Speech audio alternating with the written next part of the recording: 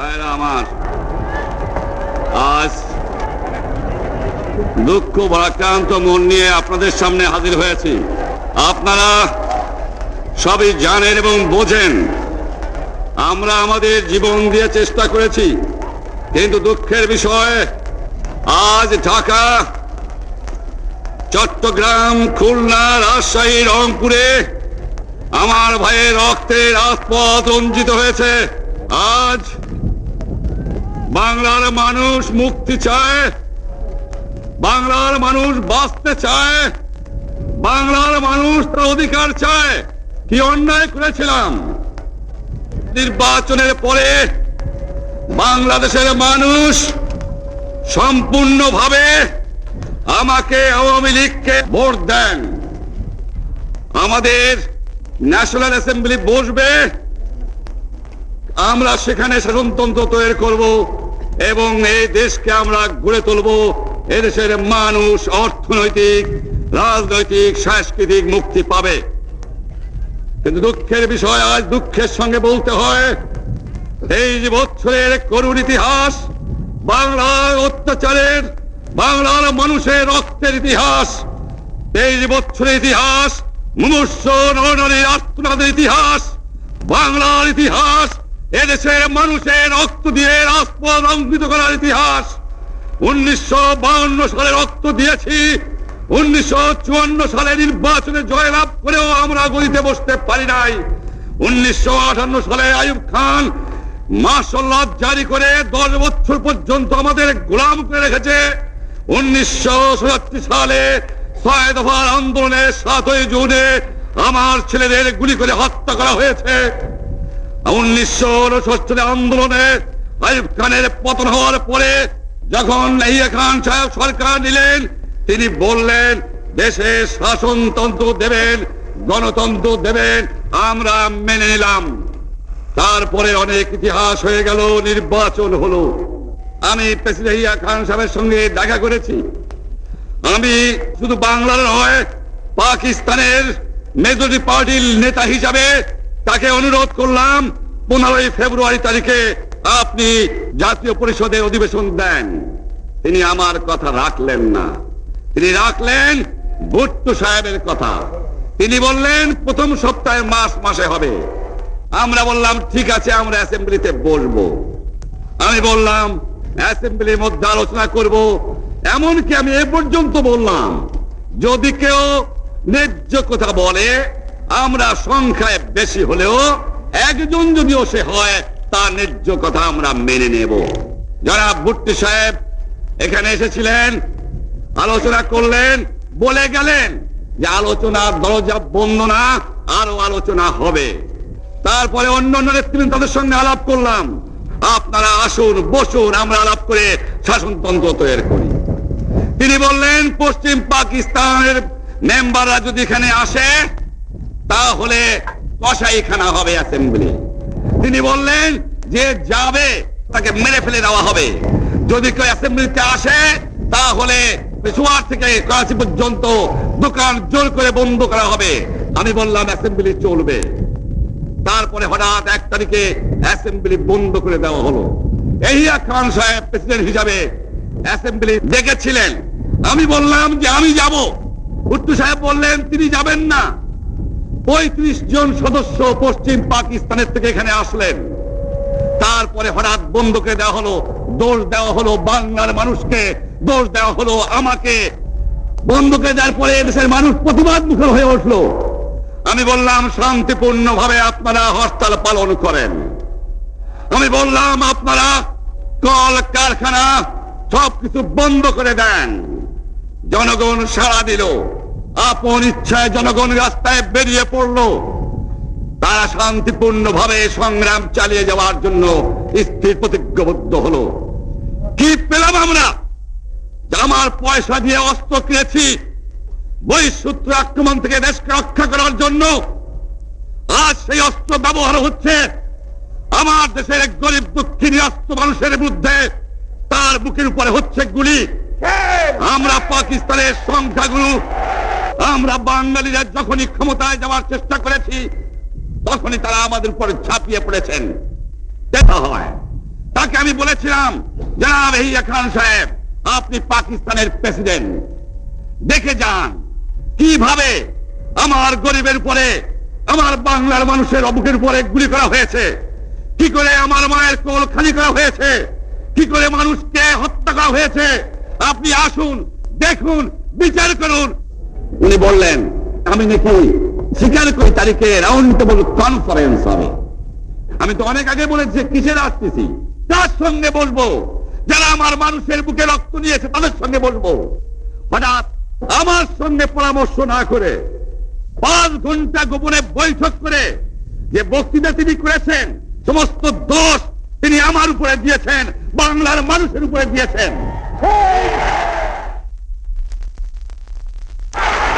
আমার 25 তারিখে assembly call করেছে, রক্তের দাগ শুকায় নাই।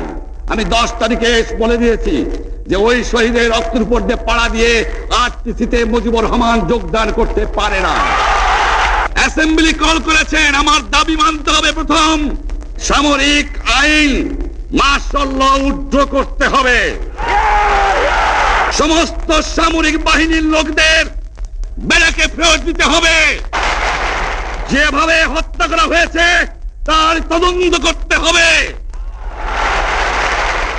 আর জনগণের প্রতিনিধির কাছে ক্ষমতা হস্তান্তর করতে হবে। তারপরে বিবেচনা করে দেখব আমরা অ্যাসেম্বলিতে বসতে পারবো কি পারবো না। এর পূর্বে অ্যাসেম্বলিতে বসতে আমরা পারি না। আমি প্রধানমন্ত্রিত্ব চাই না, আমরা দেশের মানুষের অধিকার চাই। আমি পরিষ্কার অক্ষরে বলে দেবার চাই যে আজ থেকে এই বাংলাদেশে কোর্ট কাছারি, আদালত, ফৌজদারি, শিক্ষা প্রতিষ্ঠান অনির্দিষ্টকালের জন্য বন্ধ থাকবে। গরিবের যাতে কষ্ট না হয়, যাতে আমার মানুষ কষ্ট না করে, সেই জন্য সমস্ত অন্য জিনিসগুলো আছে সেগুলোর হরতাল কাল থেকে চলবে না। রিক্সা ঘোড়াগাড়ি চলবে, রেল চলবে, লং চলবে, শুধু secretariat, supreme court, high court, জজ কোর্ট, সেমি গভর্নমেন্ট দপ্তরগুলো ওয়াবদা, কোনো কিছু চলবে না। 28 তারিখে কর্মচারীরা যে বেতন নিয়ে আসবেন, এরপরে যদি বেতন দেওয়া না হয়, আর যদি একটা গুলি চলে, আর যদি আমার লোকের উপর হত্যা করা হয়, তোমাদের উপর কাছে আমার অনুরোধ রইল, প্রত্যেক ঘরে ঘরে দুর্গ করে তোলো। তোমাদের যা কিছু আছে তাই নিয়ে শত্রুর মোকাবেলা করতে হবে, এবং জীবনের তরে রাস্তাঘাট যা যা আছে সবকিছু আমি যদি হুকুম দেবার নাও পারি, তোমরা বন্ধ করে দেবে।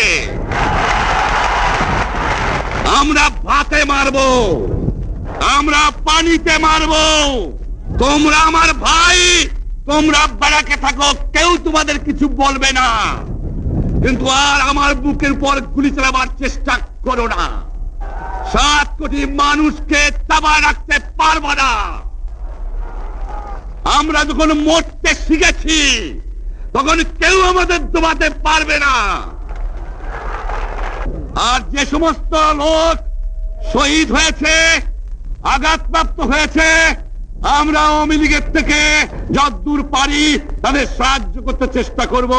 যারা পারেন আমার রিলিফ কমিটি সামান্য টাকা পয়সা পৌঁছিয়ে দেবেন।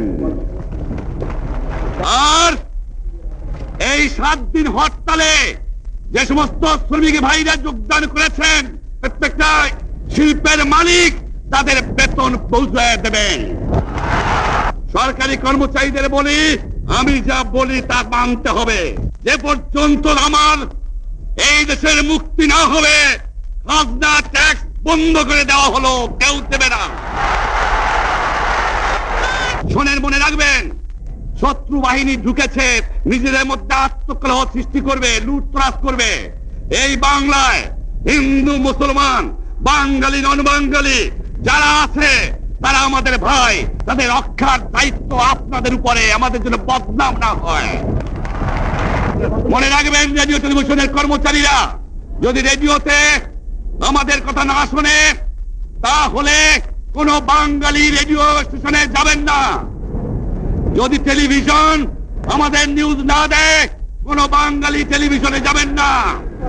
2 ঘন্টা ব্যাংক খোলা থাকবে যাতে মানুষ তাদের মায়নাপত্র নেবার পারে, কিন্তু পূর্ব বাংলার থেকে পশ্চিম পাকিস্তানে 1 পয়সাও চালান হতে পারবে না। টেলিফোন টেলিগ্রাম আমাদের এই পূর্ব বাংলায় চলবে এবং বিদেশের সঙ্গে নিউজ পাওয়া হলে আপনারা চালাবেন, কিন্তু যদি এই দেশের মানুষকে খতম করার চেষ্টা করা হয় বাঙালিরা বুঝে শুনে কাজ করবেন। প্রত্যেক গ্রামে প্রত্যেক মহল্লায় আওয়ামী লীগের নেতৃত্বে সংগ্রাম পরিষদ গড়ে তোলো এবং তোমাদের যা কিছু আছে তাই নিয়ে প্রস্তুত থাকো। মনে রাখবা, রক্ত যখন দিয়েছি রক্ত আরো দেব, এই দেশের মানুষকে মুক্ত করে ছাড়বো ইনশাআল্লাহ। এবারে সংগ্রাম আমাদের মুক্তির সংগ্রাম, এবারে সংগ্রাম স্বাধীনতার সংগ্রাম। জয় বাংলা।